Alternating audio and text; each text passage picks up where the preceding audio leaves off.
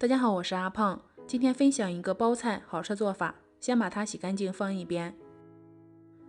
大碗中加入400克普通面粉，一分为二，一半用120毫升热水烫面，这样做出来柔软好消化。另一半用100毫升凉水和面，这样做出来口感劲道。面团揉光滑后翻过来，把底部收圆，像这样。然后盖上盖子，防止风干。把洗干净的包菜取过来，然后把它切成细丝，长的部分可以再切一切，装入到大碗中，加入2勺食用盐，搅拌均匀，腌出里面的水分。提前泡一把木耳，水开后下进来，焯一下木耳里面的草酸，然后捞出，用凉水冲凉。碗中打入3颗鸡蛋，加1勺盐，增加底味。油热后炸成鸡蛋花。接下来把木耳切成小块，切好之后装入到大碗中。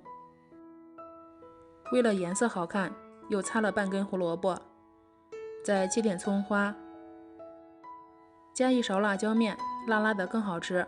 然后多烧一点油烫一烫，这样调馅的时候就不用再加食用油了。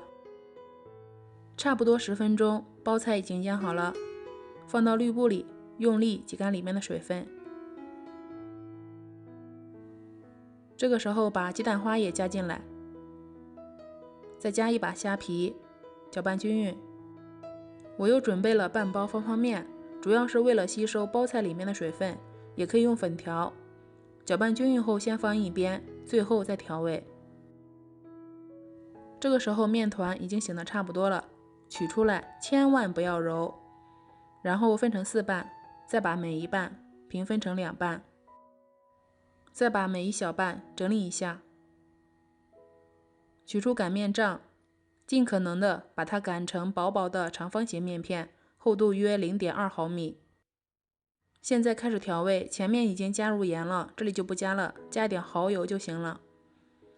搅拌均匀后铺到面片上，四周留一点空白，不要铺满，再抹一层清水，好粘合。然后从一头把它卷起来，可以卷得紧实一些，再把2头捏一捏，抹上清水，把口封住，像这样就可以了。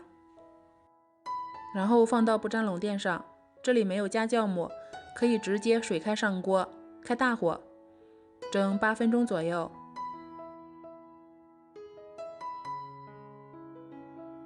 已经蒸熟了，蔬菜的香味真的是太好闻了。吃的时候从中间切一刀就可以了，真的是太香了。每次只要做这样的面食，我都控制不了自己，忍不住要多吃几个，实在是太香了。拿起一个看一看，薄皮大馅儿，千层又柔软，这样吃的时候底部封住了，就不会露馅儿，非常方便。一口下去，哇，真的是太过瘾了。这样吃包菜，营养不流失，口感脆脆的，比肉还要好吃。又是清蒸的，饮食非常健康，做法还简单。喜欢的话可以试试哦。我是阿胖，谢谢您的观看。